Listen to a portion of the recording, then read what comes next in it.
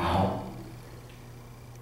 Itu berarti dia salah jalan, alias sesat. Beberapa tahun yang lalu ada satu keluarga, kalau tidak salah dari etnik Korea, mereka pergi jalan-jalan di musim salju. Tetapi kemudian waktu pulang, karena hujan salju begitu lebat, mereka salah arah. Akibatnya apa? Mati. Si ayah bertahan, satu keluarga ini bertahan dalam kendaraan mereka, makan makanan yang ada. Mau coba telepon, cellphone tidak ada sinyal, sampai baterai habis, tidak bisa kontak, keluar. Akhirnya ayah yang bertanggung jawab ini bilang, kamu diam dalam mobil semua, aku cari pertolongan. Dia keluar, tapi karena dia bukan orang yang berpengalaman di alam bebas, dia salah jalan. Dia salah jalan, dia tidak tahu arah, dia putar. Waktu kemudian pertolongan datang menolong keluarga yang sisa yang masih tinggal sekarat, hampir mati juga ini, menemukan kemudian si ayah di mana? Tidak jauh dari mobil mereka. Dia sangka dia sudah jalan jauh, tapi dia putar, cuma di sekitar situ terus, dengan badannya sudah lemah karena kekurangan makanan, kurang cairan, dingin yang menyengat, membeku seperti itu. Dia mati tidak jauh dari kendaraan. Saudara lihat, karena dia tidak tahu yang benar bagaimana menempuh arah di jalan yang seperti itu. Pada suatu hari Tuhan Yesus ditanya oleh orang-orang Saduki. Orang-orang Saduki tidak percaya mengenai kebangkitan orang mati. Dia tanya kepada Tuhan Yesus begini, ya guru, coba selesaikan persoalan ini. Ada seorang laki-laki menikah dengan wanita, wanita itu meninggal dunia. Si suami itu meninggal dunia sebelum wanita ini punya anak. Menurut hukum Taurat, saudara laki-laki yang paling dekat harus menikahi perempuan itu. Nanti kalau punya anak, anaknya harus pakai nama si saudara laki-laki yang sudah meninggal supaya namanya nggak hilang. Tapi laki-laki yang kedua juga meninggal sebelum perempuan itu punya anak. Terus begitu yang ketiga juga meninggal, yang keempat sampai dengan yang ketujuh, semua meninggal sebelum sempat perempuan itu ada anak. Lalu orang-orang Saduki itu tanya kepada Tuhan Yesus, nanti di dalam kekekalan perempuan itu jadi istri siapa dari 7 laki-laki ini? Mereka mau mencobai Tuhan Yesus karena mereka tidak percaya adanya kebangkitan dari antara orang mati. Tuhan jawab apa? Apa Tuhan jawab bilang, menurut pendapatku mestinya yang paling akhir ya? Atau yang mana? No, Tuhan tidak memberikan pendapat. Tuhan jawab apa? Saudara perhatikan baik-baik, nanti buka Matius pasal 22. Tuhan bilang, kamu sesat karena kamu tidak mengerti isi kitab suci dan kuasa Allah. Sudah perhatikan, tidak mengerti kitab suci, akibatnya apa? Sesat. Bukan sesat di jalan, tapi sesat dalam pandangan. Lalu pandangan itu mempengaruhi kelakuan. Seperti orang-orang Saduki, mereka pikir tidak ada kebangkitan orang mati, lalu mereka punya pandangan tentang kehidupan yang sudah salah kaprah semuanya. Apakah manfaatnya kita mengenal kebenaran? Tadi kita sudah melihat beberapa contoh yang praktis betapa buruk akibatnya kalau kita tidak tahu kebenaran. Tuhan Yesus berkata, jikalau kamu tetap dalam firman-Ku, kamu benar-benar adalah murid-Ku, dan kamu akan mengetahui kebenaran, dan kebenaran itu akan memerdekakan kamu. Kebenaran itu akan memerdekakan kita, membuat kita leluasa, tidak dikungkung oleh sesuatu yang salah. Kalau punya pandangan yang salah, pasti kita akan mengalami akibat-akibat yang merugikan. Dan Tuhan mengatakan kebenaran itu terdapat dalam firman. Jikalau kamu tetap dalam firman-Ku. Dalam Yohanes 17 ayat 17 dikatakan firman Tuhan adalah kebenaran. Saudara-saudara, tahun ini marilah kita membangkitkan minat kita untuk mencintai Alkitab. Sebab kita ingin menimba banyak kebenaran dari dalamnya supaya kita memperoleh manfaat. Tadi kita melihat akibat-akibat yang negatif karena tidak mengenal kebenaran. Apa akibat-akibat yang positif kalau kita mengenal kebenaran? Rasul Paulus adalah contoh praktis mengenai orang yang mengerti kebenaran. Kita tidak sempat membuka begitu banyak kisah tentang Paulus, tapi saya beritahukan satu kata kunci. Paulus sering berkata, "Aku tahu." Dan dia mengajar jemaat, kita tahu.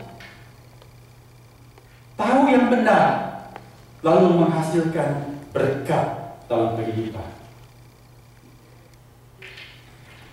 Semakin tua, Paulus juga sama seperti saya dan saudara. Kesehatan merosot. Waktu orang kesehatan merosot, banyak kali orang menjadi khawatir. Wah, bagaimana ini? Tapi Paulus dikatakan, dia tidak menjadi kecil hati. Dia tidak kecewa. Dalam 2 Korintus pasal 4 dia katakan, meskipun kondisi jasmaniku merosot, tetapi aku tahu kalau nanti kemah di bumi ini sudah dibongkar, itu tubuh ini akan dibongkar, itu kematian. Aku tahu, aku sudah disediakan rumah yang abadi, pengganti kemah yang rusak. Jadi dia tidak kecil hati. Ketika orang-orang menentang dia, menyusahkan hidupnya, meragukan Paulus, dia berkata, aku tahu siapa yang aku percayai. Dan aku tahu dia akan memelihara apa yang aku pertaruhkan ke dalam tangannya. Paulus mantap, tidak goyah hatinya. Di dalam Roma pasal 8 ada satu ayat yang sangat terkenal yang banyak dihafal orang. Paulus berkata, kita tahu sekarang bahwa segala sesuatu bekerja bersama-sama untuk mendatangkan kebaikan bagi orang-orang yang mengasihi Tuhan. Saudara, apa yang saudara dan saya alami? Kadang-kadang kita menjadi khawatir atas pengalaman-pengalaman kehidupan kita. Tetapi kalau kita mengenal kebenaran, lalu kita bisa seperti Paulus berkata, aku tahu apapun terjadi, pasti ujung-ujungnya akan jadi baik buat aku. Bukan karena berserah kepada nasib, tetapi karena aku tahu siapa yang mengatur dan mengizinkan semuanya itu. Karena dia mengenal kebenaran, dan waktu belajar kebenaran, mengenal Allah yang benar. Saya mengkhotbahkan tema ini sebagai pendahuluan untuk tema besar tentang mengenal kebenaran yang memperbaharui kehidupan kita. Sehubungan dengan minggu depan, mulai hari Sabtu, kita akan membuka suatu kelas, yaitu kelas Basic Christianity dan Katekisasi. Baik untuk orang-orang yang belum dibaptis, mereka ingin belajar apa sih itu kekristenan, siapa sih itu Tuhan Yesus. Saudara-saudara, itu semua menyangkut kebenaran. Saudara menjadi orang Kristen, saudara harus tahu yang benar. Bukan jadi asal ya Kristen-Kristenan. Cuma di KTP kita kalau di Indonesia punya satu agama apa? Kristen. Punya satu surat baptisan. Tapi siapakah itu disebut orang Kristen? Siapakah itu Tuhan Yesus Kristus? Allah itu sebetulnya ada berapa? Ada 1 atau 3? Semua itu kebenaran yang kita pelajari di kelas ini. Sebagian besar dari kita adalah orang-orang yang sudah Kristen. Kita sudah dibaptis, kita sudah menjadi anggota gereja. Tetapi saudara-saudara, kita perlu menyegarkan ulang, memperdalam lagi pemahaman kita mengenai kebenaran, supaya kita menjadi orang Kristen yang sejati, yang tinggal dalam Tuhan, yang sungguh-sungguh menjadi muridnya, dan kita akan mengalami manfaat dari kebenaran. Oleh sebab itu, saya mengajak sebanyak mungkin, jikalau saudara tidak ada halangan, jikalau saudara memungkinkan, sempatkanlah cuma 1 jam saja Hari Sabtu tanggal 8 sampai bulan Maret tanggal 26 kita belajar setiap hari Sabtu prinsip-prinsip dasar kebenaran Alkitab mengenai kekristenan. Tentu ada lebih banyak kebenaran daripada yang dapat kita pelajari dalam kelas, tapi paling tidak fondasi kekristenan kita hendak kita kokohkan. Barulah kita kemudian mendapatkan semua manfaat yang Allah sebenarnya ingin bagikan bagi saudara dan saya kalau kita hidup di dalam kebenaran. Di dalam Yohanes pasal 8, orang-orang Yahudi kemudian berkata, "Loh, kami ini keturunan Abraham, tidak pernah menjadi hamba siapapun. Bagaimana engkau dapat berkata, kamu akan merdeka?" Tuhan menghubungkan dengan dosa. Orang yang berbuat dosa adalah hamba dosa.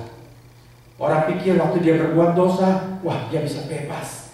Dia boleh bebas berbuat apa yang dia mau. Tapi Tuhan bilang, waktu orang berbuat sesuai dengan kemauannya, sebebas-bebasnya, dia tidak di dalam kebenaran, dia sebetulnya diperbudak oleh dosa. Satu hari, waktu dia tidak mau berbuat dosa itu lagi, dia tidak bisa untuk tidak berbuat, karena dia sudah diperbudak oleh dosa. Hanya kebenaran yang membebaskan orang. Dosa juga termasuk adalah kesesatan. Karena tidak kena ada sasaran yang benar, orang itu melenceng, sesat.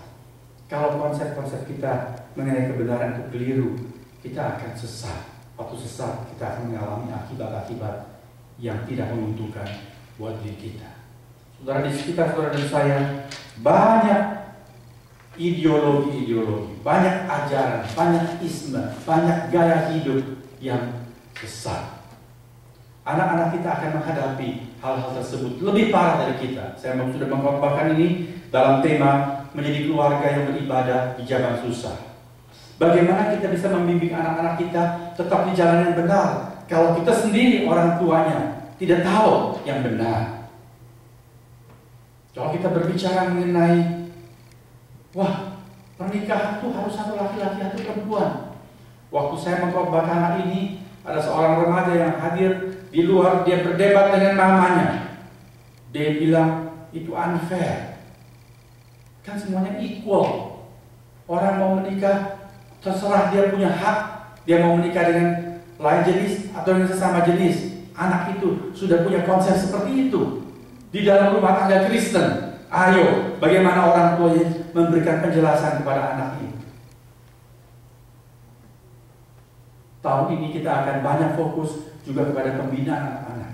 Sebab Graceful Community, basic gereja kita adalah young families, keluarga-keluarga muda yang masih banyak anak-anak di bawah asuhan.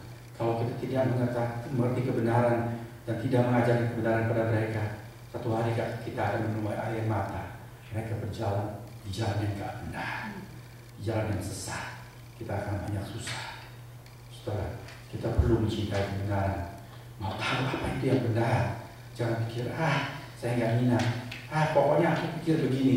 Jangan sembarang main pokoknya. Kita harus tahu Tuhan bilang apa. Kita mau menurut yang seperti itu.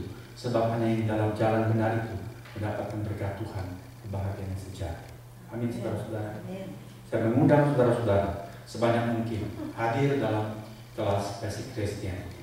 Setiap Sabtu pukul 5 sampai dengan pukul 6 di gereja ini kita mendapat fasilitas di ruangan nomor 103. Ada ruangan yang bagus di sana. Kita boleh menggunakan 1 jam belajar banyak kebenaran firman Tuhan. Tuhan memberkati kita. Mari kita berdoa.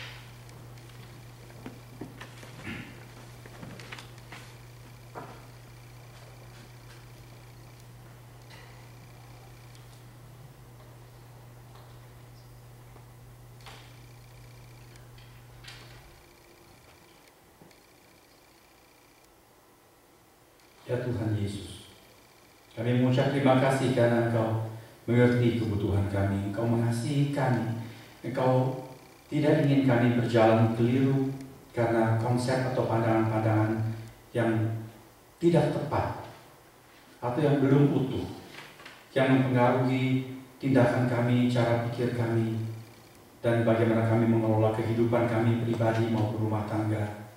Dan bagaimana kami bergereja, bagaimana kami bergaul, bagaimana kami mengejar sasaran-sasaran kehidupan. Oh Tuhan, Engkau selalu menginginkan kami berjalan di jalan